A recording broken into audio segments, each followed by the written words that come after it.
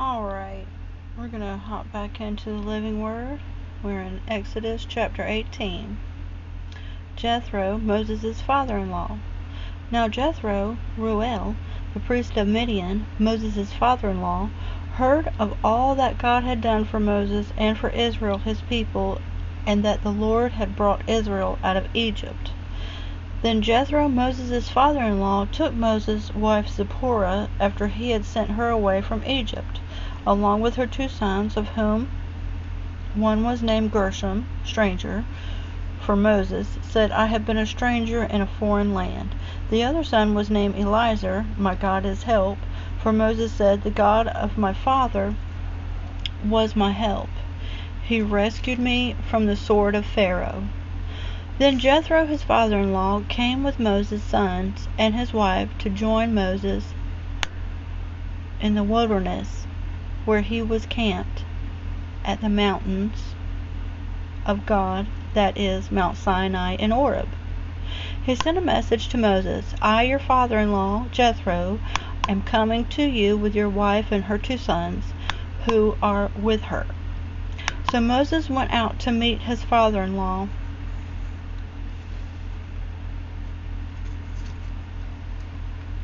and he bowed down in respect and kissed him. They asked each other about their well-being and went into the tent.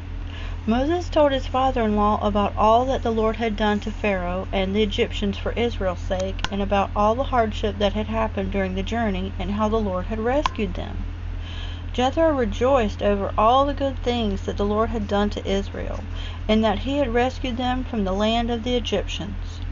Jethro said, Blessed be the Lord, who has rescued you from the hand of the Egyptians and from the hand of Pharaoh, and who has rescued the people from under the hand of the Egyptians. Now I know that the Lord is greater than all gods. Indeed, it was proven when they acted insolently toward Israel, and the Lord showed himself infinitely superior to all their gods. Then Jethro, Moses' father-in-law, took a burnt offering and other sacrifices to offer to God, and Aaron came with all the elders of Israel to eat a meal with Moses' father-in-law before God. Now the next day Moses sat to judge the disputes the people that had with one another, and the people stood around Moses from dawn till dusk. When Moses' father-in-law saw everything that he was doing for the people, he said, What is this that you are doing for the people? Why are you sitting alone as a judge with all the people standing around you from dawn to dusk? Moses said to his father-in-law, Because the people come to me and ask about the will of God. When they have a dispute, they come to me, and I judge between a man and his neighbor, and I make known the statutes of God and his laws. Jethro counsels Moses. Moses' father-in-law said to him, The thing that you are doing is not good. You will certainly wear out both yourself and these people who are with you, because the task is too heavy for you to bear. You cannot do it alone. Now listen to me. I will advise you, and may God be with you to confirm my advice. You shall represent the people before God. You shall bring their disputes and causes to him. You shall teach them the decrees and laws. You shall show them the way that they are to live and the work they are to do. Furthermore, you shall select from all the people the competent men who reverently fear God, men of truth, those who hate dishonest gain. You shall place these over the people as leaders of thousands, of hundreds, of fifties, and of tens. They shall judge the people at all times. Have them bring every major dispute to you, but let them judge every minor dispute themselves, so it will be easier for you, and they will bear the burden with you. If you will do this thing, and God so commands you, then you will be able to endure the responsibility, and all these people will also go back to their tents in peace. So Moses listened to his father-in-law and did everything that he had said. Moses chose able men from Israel and made them heads over their people, and the leaders of thousands, of hundreds, of fifties of them from the highest and the lowest judicial levels. They judged the people at all times. They would bring them the difficult cases to Moses but every minor dispute they judged and decided themselves. Then Moses said goodbye to his father-in-law, and Jethro went back to his own land, Midian. Moses on Sinai. In the 3rd month after the children of Israel had left the land of Egypt, the very same day they came into the wilderness of Sinai. When they moved out of Rephidim, they came to the wilderness of Sinai, and they camped there. Israel camped at the base of the mountain of Sinai. Moses went up to God on the mountain, and the Lord called to him from the mountain, saying, "Say this to the house of Jacob, and tell the Israelites, you have seen what I did to the Egyptians, how I carried you on eagle's wings, and brought you to myself. Now therefore, if you will in fact obey my voice, and keep my covenant, my agreement, then you shall be my own special possession and treasure from among the peoples of the world, for all the earth is mine. And you shall be to me a kingdom of priests and a holy nation set apart for my purpose. These are the words that you shall speak to the Israelites." So Moses called for the elders of the people and told them all these words which the Lord commanded him. All the people answered together and said, "We will do everything that the Lord has spoken." Moses reported the words of the people to the Lord. The Lord said to Moses, "Behold, I will come to you in a thick cloud, so that the people may hear when I speak with you, and may believe and trust in you forever." Then Moses repeated the words of the people to the Lord.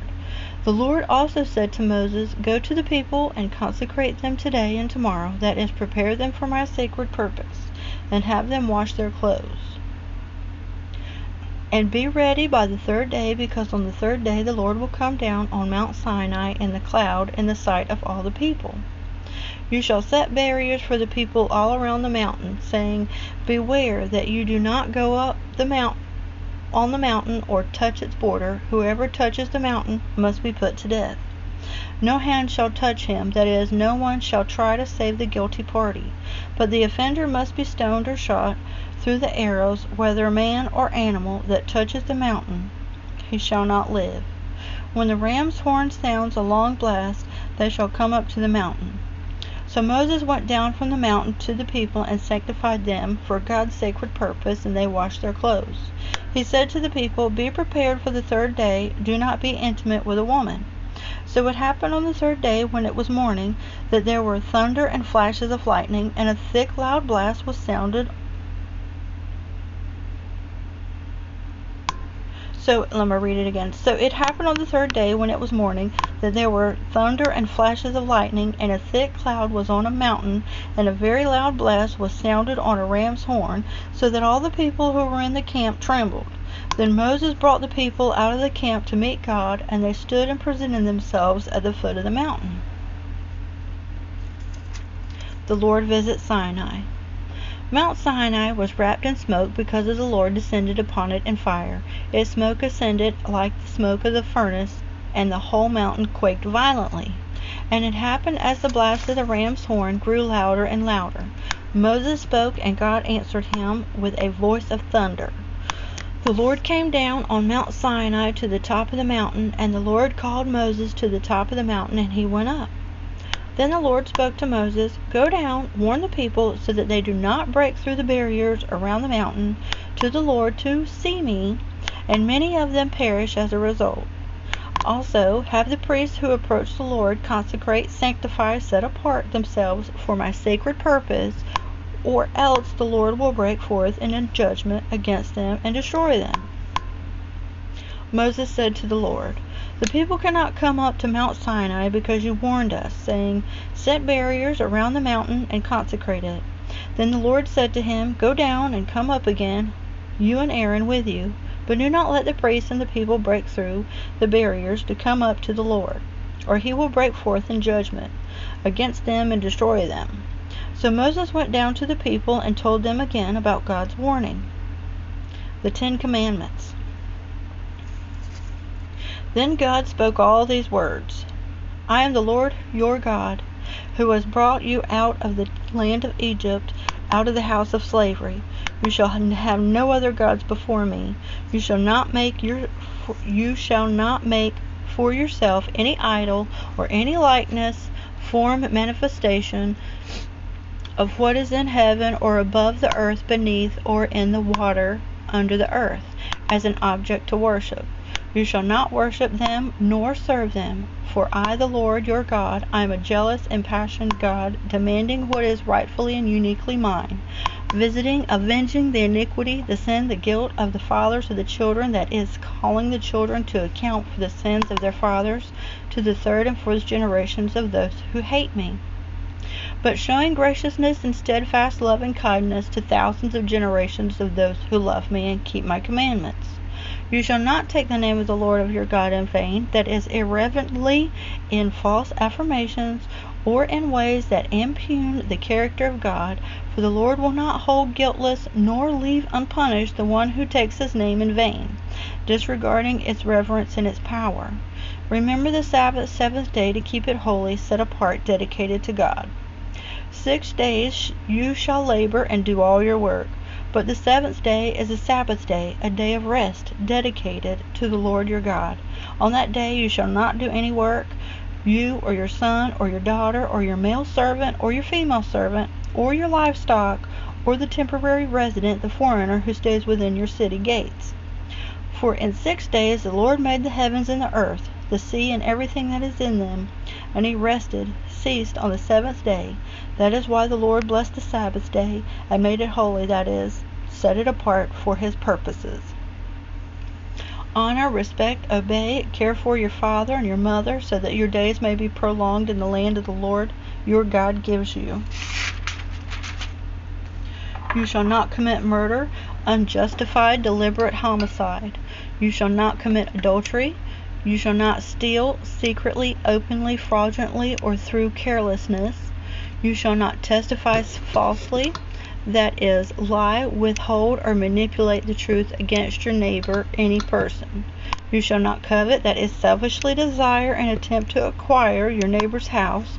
You shall not covet your neighbor's wife, or his male servant, or his female servant, or his ox, or his donkeys, or anything that belongs to your neighbor. Now all the people witnessed the thunder and the flashes of lightning and the sound of the trumpet and the smoking mountain. As they looked, the people were afraid, and they trembled and moved backward and stood at a safe distance. They said to Moses, "You speak to us and we will listen, but do not let God speak to us or we will die." Moses said to the people, "Do not be afraid, for God has come in order to test you, and in order that the fear of him, that is, a profound reverence for him, will remain with you, so that you do not sin." So the people stood at a safe distance, but Moses approached the thick cloud where God was. Then the Lord said to Moses, "Thus you shall say to the Israelites, you have seen for yourselves that I have spoken to you from heaven.